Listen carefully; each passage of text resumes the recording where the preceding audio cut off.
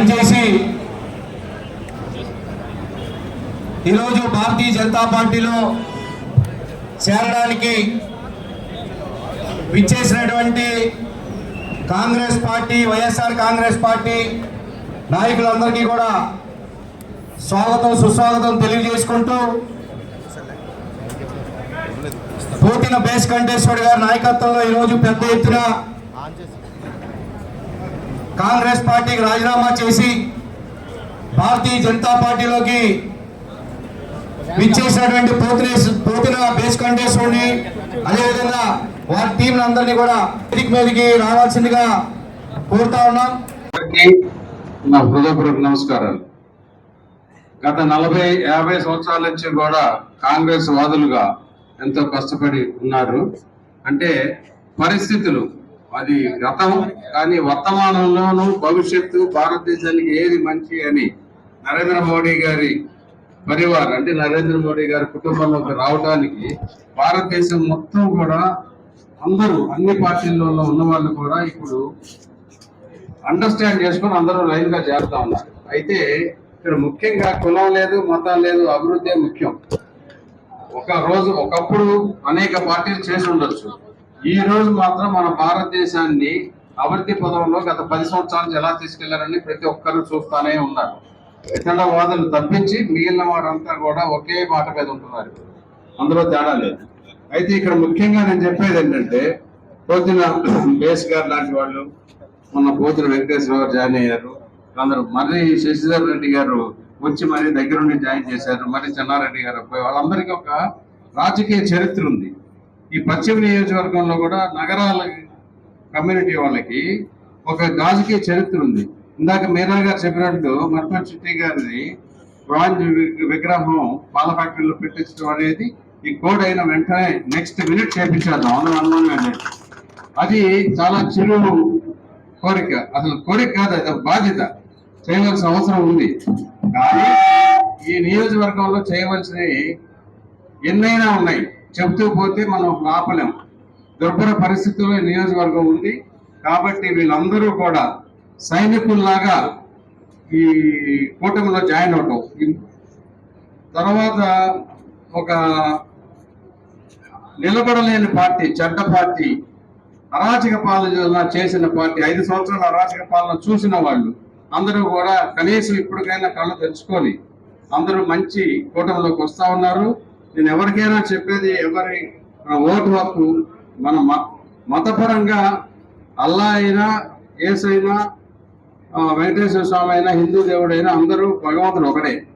అట్లాగే ఇప్పుడు ఈ 3 పార్టీలు మిత్రధర్మం పాటించి ధర్మం న్యాయాన్ని కాపాడుతూ పరిపాలించడానికి రాజ్యాధికారం కోసం మనం ఈ భగవంతుడు మన భారత రాజ్యాంగం కల్పించిన ఎన్నికల్లో పాల్గొంటున్నాం. ఈ సదవకాశాన్ని మళ్ళీ 5 సంవత్సరాల దాకా రాదు. పొరపాటు చేస్తే మళ్ళీ రేపు కరెక్ట్ చేసుకుందామంటే కుదరదు. కాబట్టి ఈ అవకాశాన్ని అద్భుతంగా 13వ తేదీ అందరూ ఇక్కడ వచ్చిన వాళ్ళందరూ ఓటేస్తారు. కానీ మీరు ప్రతి ఒక్కరికి చెప్పి ఆ రోజు పొద్దున్నే రావాలన్నారు, చివరి వరకు ఉండాలని చెప్పారు. కాదు, పొద్దున 6 గంటలకు ఓటింగ్ స్టార్ట్ అయితే 5:30కే వెళ్ళి, ఒకరోజే కదా, 5:30కే వెళ్ళి చల్లగా ఉన్నప్పుడే లైన్లో నిలబడి తెగతెక్క వేసి లాస్ట్ మినిట్ వరకు కూడా మనం దాన్ని ఒక చౌకీదార్ లాగా కాపలా కాసి మరీ ఓట్లు వేయవలసిన అవసరం ఎంతైనా ఉంది. దయచేసి మీరు ఈ పాయింట్ గుర్తుపెట్టుకోండి. ఎందుకంటే ఈ పశ్చిమ నియోజకవర్గంలో చూస్తే లోగడ పర్సంటేజ్ చాలా తక్కువ. పర్సంటేజ్ తక్కువ అని అంటే బాధ్యతగా ఓటు ఇట్లా ఓటు హక్కు మనకి భారత రాజ్యాంగం కల్పించేది, దాన్ని మాత్రం వినియోగించుకోండి. దుర్వినియోగపరచవచ్చు అంటే రాంగ్ పర్సన్ చేస్తే దుర్వినియోగం. మంచిగా మీకు కావాల్సిన వాళ్ళు చేసుకుంటే రేపు పొద్దున హక్కుగా మీరు అడగచ్చు. మీరు అందరూ సైనికుల్లా చేస్తున్నారని చెప్పాను కదా, రేపు పొద్దున శంకర్ గారు చెప్పినట్లు, మీరా గారు చెప్పినట్టు అందరూ మంచి మెజార్టీ తీసుకురండి. నేను మీకు అందరికీ పెద్ద సైనికుల్లాగా మీ మధ్యలో ఉండి అందరి గురించి పనిచేస్తాను. నేను ప్రతి డివిజన్లో ఆఫీసులు పెడదాం, ప్రతి డివిజన్లో సమస్యలు, ఏ సమస్యలు ఆ సమస్యలు అన్నిటికీ కూడా పరిష్కారం చేద్దాం. అందరం కలిసి ఉంటే కలసుకుందాం, కలిసి ఉంటే ఏదైనా సాధించగలం మనం. కాబట్టి మీరందరూ కూడా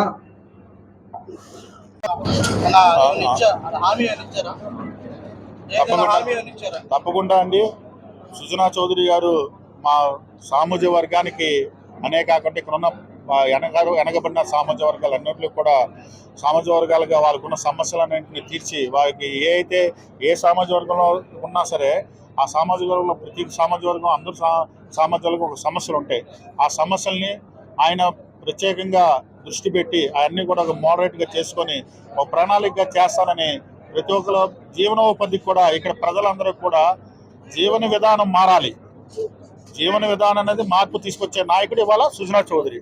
మనం ఎక్కువ మంది పేద వర్గాలు మధ్య వర్గాలకు ఉన్నాం. ఆ స్థాయిని మనం ఉపాధికి పెంచే మార్గాలను తీసుకురావడానికి ఎంతో మందికి ఇక్కడ మనకి విద్యార్థులకు కానీ మన పిల్లలకి కానీ రేపు మంచి ఉద్యోగ అవకాశాలు భవిష్యత్తు కల్పించడానికి ఆయన ఇన్ఫ్లుయెన్స్ కానీ ఆయన ఇది కానీ ఉపయోగపడుతుంది. అలాగే మీరు అన్నట్టుగా కమ్యూనిటీస్ అన్ని కమ్యూనిటీలు కూడా కావాల్సిన కమ్యూనిటీ హాల్స్ సెపరేట్గా నిర్మించడం, అలాగే ఆ కమ్యూనిటీలో ఇంకేమైనా సమస్యలు ఉంటే ఆ సమస్యలు కూడా పరిష్కారం చేయడం జరుగుతుంది. అలాగే ఇందాక మీరు చెప్పినట్టుగా సర్దార్ మర్పుల చిట్టి గారి కాంగ్రెస్ ఆఫీసుని అది సమస్య ఉంది, సమస్యను పరిష్కరించి స్మారక గ్రంథాలయంగా ఆయన తీర్చిదిద్దానని ఆయన మీ అందరి ముందు కూడా చెప్పడం జరిగింది.